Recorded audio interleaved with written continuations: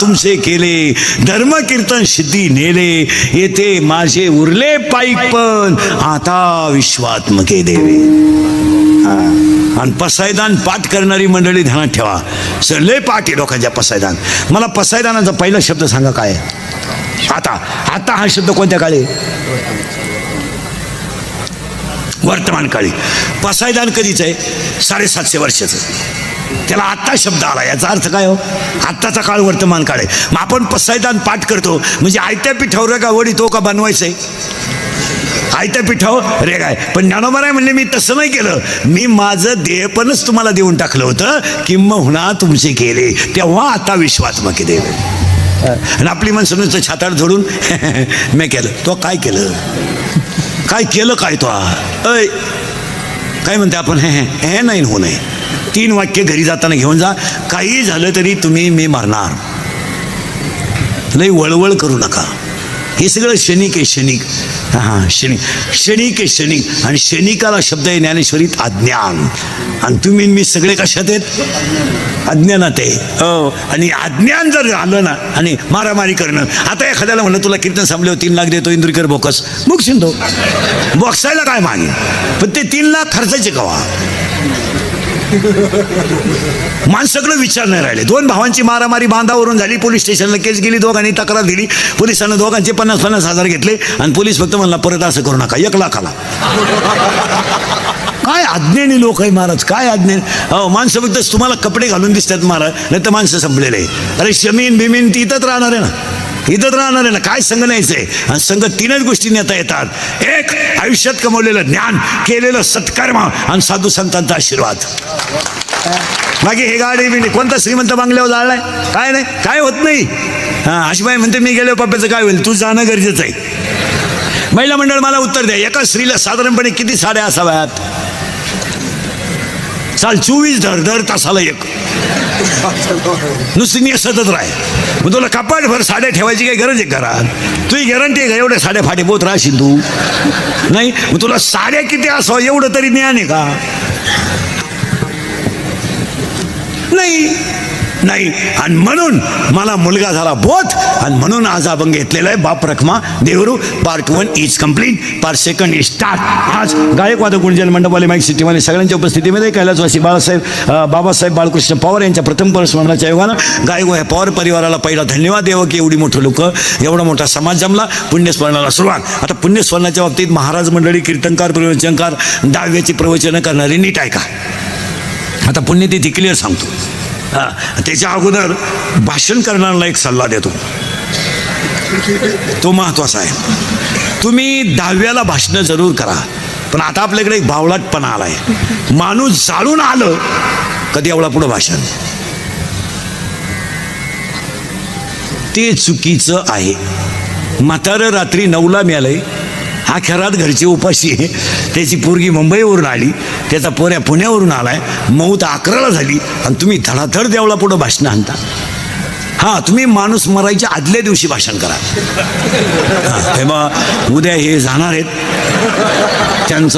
त्यांनी मला ते मेसेज टाकलाय. मला मनसक्त बोलून घेऊ द्या. मग एवढा काय एवढायचं ते. पण माणूस जाळून आल्यावरचं भाषण योग्य नाही. तुमचं काय मत आहे? एकदम चुकीचं आहे. हा त्याच्याऐवजी त्या कुटुंबाला 2-4 पोते बाजरीची मदत दे. तुला लईच दुःख झालं ना. बरं भाषण इतकं भामटे. गावावर शोक कळा पसरली. गाव जीवन आलाय. कोणाला दुःख झालं? आणि त्यांच्या जाण्याने फार मोठी पोकळी तयार झाली. ती कधी भरून निघल ना. तू गेला का ती भरूनच निघाल. हे बंद करू नका. मग काही गोष्टी कटाक्षानं टाळल्या पाहिजेत. काय मत आहे तुमचं? हां 10व्याला 2-3 जणांनी भाषण केलं तर ठीक आहे. शक्यतो 2-3 ठिकाणी भाषण करूच नाही. 10व्यात, लग्नात सुद्धा भाषण करू नये. लई वाईट बोलायचं लोक खाली बसलेले.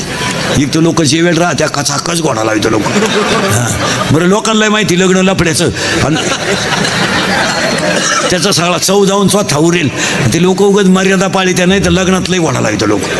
लग्नातलं भाषण म्हणजे हातानं चव घालून घेणे. एक तर लोकांना लग्नातल्या भाषणाची काही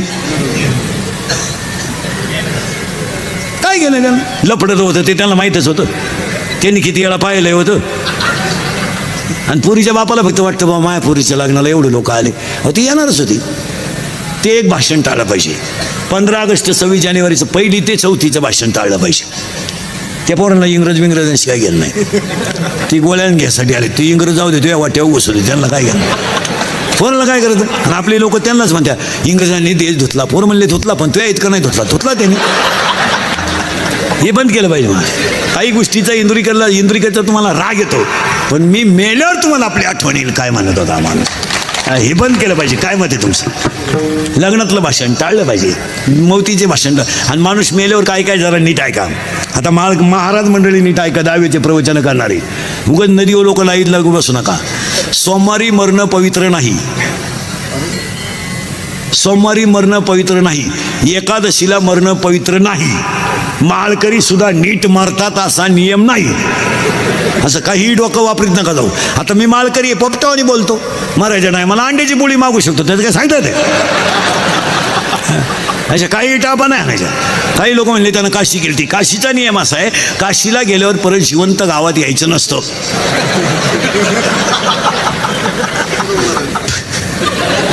काशीतच मरायचं असतं, ते तिथून गावात येते. मी दहाव्याचं खात नाही, तुझ्यामुळं कावळा येत नाही, जेव. तुम्ही म्हणाल महाराजाला पुरावा, 12 अध्याय पुरावे आपल्याकडे सकाळपर्यंत घ्यायचे. 12 अध्याय मोक्ष देऊन उदार होई कीर काशी, शरीर तये गावी भेस खिजे.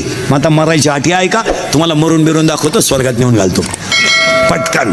1. माणसाचा मृत्यू दिवसा झालेला असावा. 2. मरायला शुक्ल पक्ष असावं. 3. मरायला उत्तरायण असावं. आता दक्षिणायन नाही. अजून 1.5 महिना कोणी घाई करायची नाही. ज्याला जायचं त्यानं 20-12 नंतर खपाखप जा, काय होत नाही. पण ऐका, माणसाचा मृत्यू दिवसा झालेला असावा, शुक्ल पक्ष असावं, उत्तर आयन असावं. आणि पाया पडून सांगतो, माणसाचा मरताना जठराग्नी प्रदीप्त असावा. म्हणजे माणूस खाता खाता मरावा.